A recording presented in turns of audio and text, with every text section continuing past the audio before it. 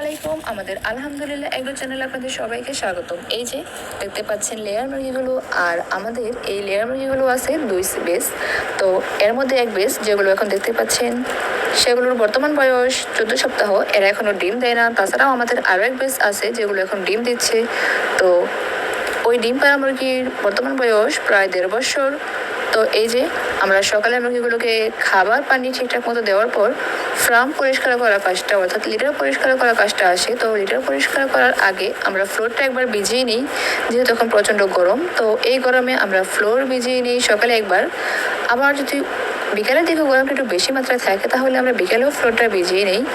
তাছাড়াও আমাদের ফ্যান এবং ঝর্ণা তো আছেই। তো এই যে এগুলো হচ্ছে আমাদের ডিম পাড়া লেয়ার মুরগিগুলো।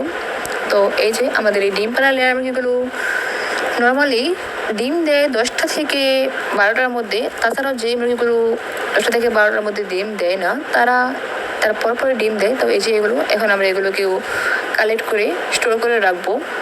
তো এই যে আমাদের যে নতুন লেয়ার মুরগিগুলো, তো এই নতুন লেয়ার মুরগিগুলোর এখন লিটার পরিষ্কার করা হবে। তো লিটার পরিষ্কার করার কাজটা আমরা দিনে একবার করি, মানে সপ্তাহে প্রতিদিনই করি। তাছাড়া যেহেতু যখন ওয়েদার ঠান্ডা ওয়েদার থাকে অর্থাৎ শীতকাল থাকে তখন আমরা এই কাজটা সপ্তাহে 4 দিন করে থাকি। তো এই যে এখন লিটার পরিষ্কার করা হচ্ছে। তো আমরা আমাদের এই লিটারগুলোকে একটা পরিবেশ বান্ধব জায়গায় রাখি, যেটা আমাদের ফার্ম করার সময় প্ল্যান করে রাখা হয়েছিল কীভাবে সব কিছু করা হবে। তাছাড়াও আছে আমাদের বায়োগ্যাস প্ল্যান। তো বায়োগ্যাস প্ল্যানের জন্য কিছু লিটার ওইখানেও যায়। তো এই যে লিটার পরিষ্কার করার কাজটাও আমরা প্রতিদিন সেম প্রসেসিংয়ে সবগুলো ফার্মেই করে থাকি। যেহেতু আমাদের 10,000 মুরগির সেট, আর 10,000 মুরগির সেটের জন্য আমাদের ফার্ম হচ্ছে 4টা। তো সবগুলোকেই আমরা শিডিউল করে সেম প্রসেসিংয়েই কাজগুলো করে থাকি। তাছাড়া আমাদের যে গরুর ফার্ম, এখানে সবগুলোই হচ্ছে মা গরু। তো এই মা গরুগুলোকে আমরা সকালে খাবার দেওয়ার আগে ওদের যে গোয়াল ওটা পরিষ্কার করার পরপরই আমরা ওদেরকে একবার ভিজিয়ে দিই। আর এখন যেহেতু 12টা কি 11টার মতো বাজে, তো এখন আমরা ওদেরকে আবার ভিজিয়ে দিচ্ছি, গোসল করে দেওয়া হচ্ছে। যেহেতু এখন অনেক গরম, আর এই গরমে আমরা আমাদের গরুগুলোকে 3বার কি 4বার ওয়েদারের উপর ডিপেন্ড করে 3বার কি 4বার আমরা ওদেরকে ভিজিয়ে থাকি বা গোসল করিয়ে থাকি।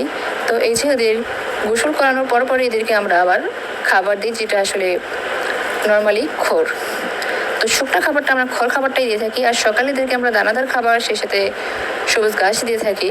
তো এখন ওদেরকে খড় দিচ্ছি। তো আবার বিকেলে ওদেরকে আবার বিকেলে গোসল করানো হবে। তাছাড়া ওদের গোয়াল তো বারবারই পরিষ্কার করতে হয়, যেহেতু ওদের অনেক নোংরা করে। তো এই যে ওদের খাবার দেওয়ার পর ওদের সব অলস ওদের উপরে ফ্যান থাকে। তো এত ঠান্ডা পরিবেশে থাকার পরও ওদেরকে আসলে তখন অনেক গরম। তো এই গরমে বারবারই ওদেরকে ভিজিয়ে দিতে হয়। তাছাড়াও আমাদের এখানে কিছু বাছুর আছে যেগুলোকে আমরা দানাদার খাবার দিয়ে থাকি। দুধের পাশাপাশি ওরা দানাদার খাবারও খায়।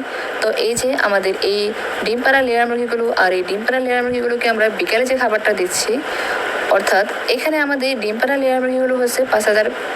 তো 5,000 বেস এই মুরগিগুলোকে আমরা ডেইলি 5 বস্তা সকালে 5 বস্তা খাবার দিই, আবার বিকালে 5 বস্তা খাবার দিই। যেহেতু আমরা খাবারগুলো একটা মিল থেকে নিয়ে আসি, তো ওই মিল থেকে ডিলারশিপ হিসাবে আমরা খাবারগুলো নিয়ে আসি।